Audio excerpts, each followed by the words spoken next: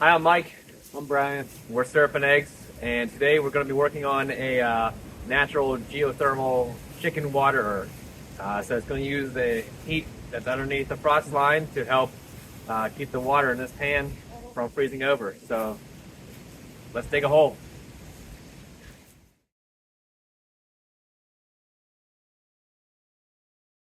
So the idea behind this chicken waterer is that we're using this tube and we're going to dig down about 4 or 5 feet to put this tube in, and it'll help bring the warmer air from underneath the ground up to the bottom of this pan to help keep the water at a temperature that's just above freezing.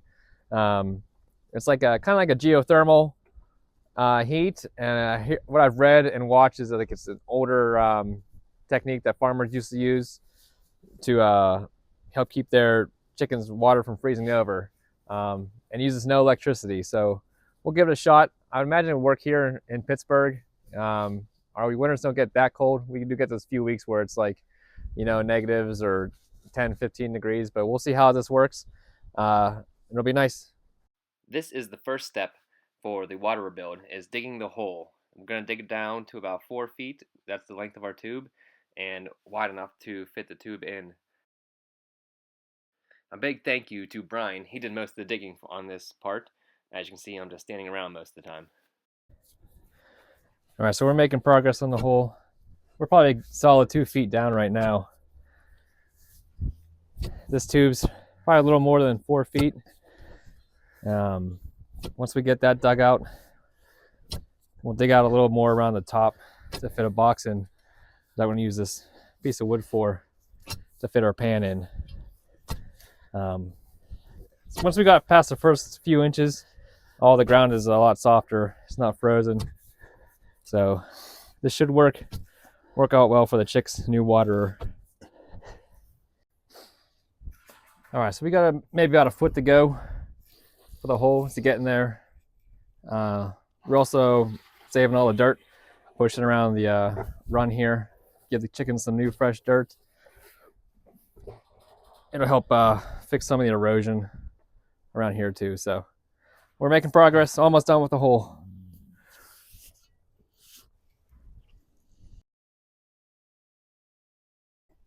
All right, we got the hole dug. It's about 4 feet deep. Then we dug around a little bit to be able to put the frame in for our pan to sit on. So we're gonna do that next.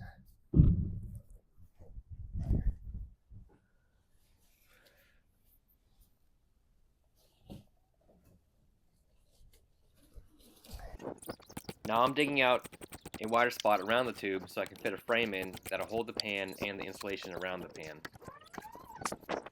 All right, so we got the frame around. All I have to do is put a lid on it and then cut a hole for the pan. So we got the hole dug. Thanks to Brian, he did most of the digging and helped me build this frame. He had to go for the day, but we're gonna finish this because it's a super nice day here in December, and we have work tomorrow, so gotta get it done while we get it done.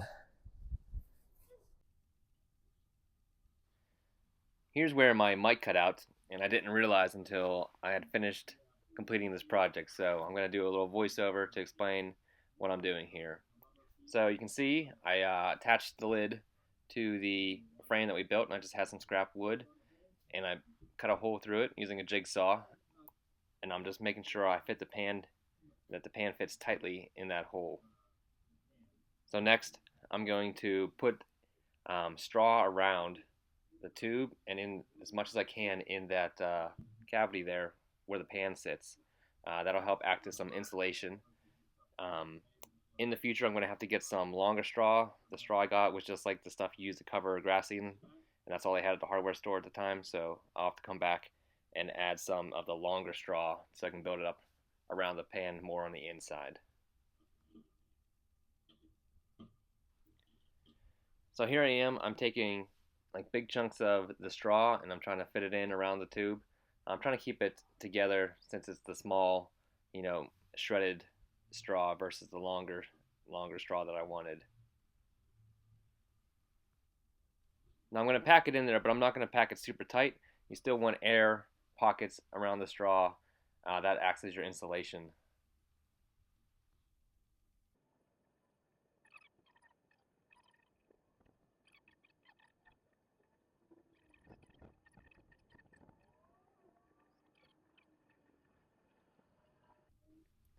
Here I finished packing all the straw in, and we're almost done here. We've got a couple more steps to complete this little project.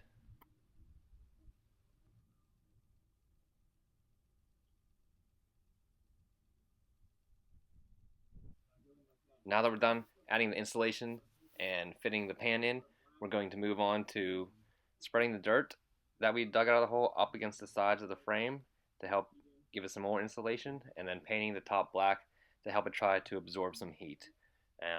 And now I think I'm saying that you can get this pan from Tractor Supply. It was like $9. Here I am explaining that we're going to push the dirt up around the sides of the box, all the dirt that we dug out of the hole, and the rest of the dirt I'm going to spread around the coop.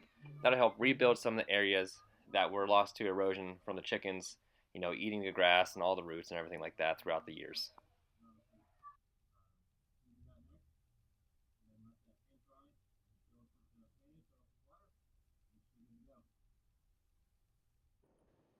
Pushing the dirt up against the side of the box just acts as another layer of insulation to help keep the water from freezing.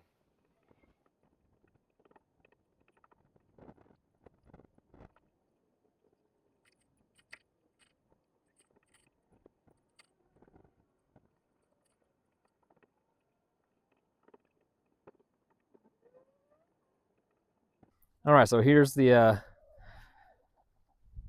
hole. We got the dirt built up around it, and that's 4 feet deep. That hole down there with the tube, that's just like a concrete tube. That's what we had on hand, so that's what we used. And here's the straw around it for insulation. And I will have to go pick up some of the longer straw so I can get it up underneath this frame here and around the pan to help insulate it better during the winter. But that's it. It's a pretty simple idea, using a little bit of the earth geothermal heat from underneath the frost line to have some warmer air to keep the pan from freezing over. So we'll see how it works out once we get some cooler days here. Today was a really nice day, probably in the 50s for December. So we'll need some cooler days and we'll have to do an update. Let's get the pan on there.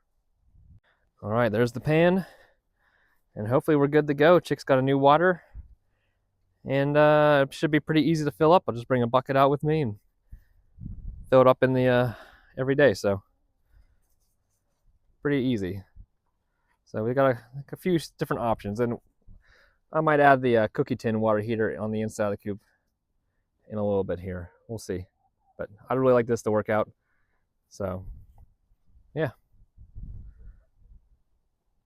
Hey, well, thanks for watching. Mike from Serpent Eggs, and I hope this was helpful.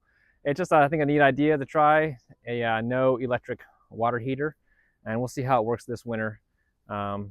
Please subscribe, and we'll see you next time. Thanks. Okay, so here's a little update.